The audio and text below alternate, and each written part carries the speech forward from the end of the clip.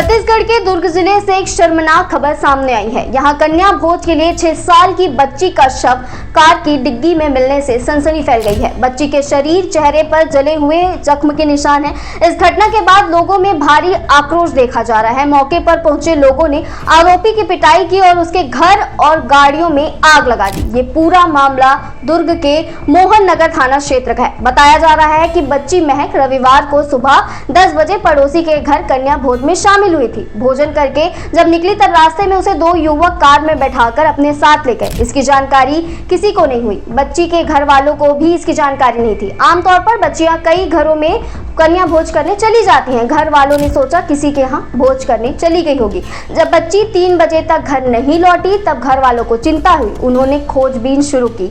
जब कहीं पता चला तब मोहन नगर थाने में गुमशुदगी दर्ज कराई।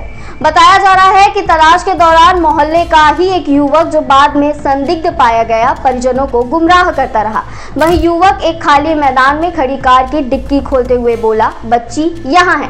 बच्ची की हालत देखकर सब सन्न रह गए। उसके शरीर पर चोटों के गंभीर निशान, करंट से जलने के चिन्ह और शरीर का अकड़ा हुआ होना कई सवाल खड़े करता है। परिजनों के अनुसार बच्ची के चेहरे से झाग निकल रहा था और उसके हाथ पैर बुरी तरह से छिले हुए थे।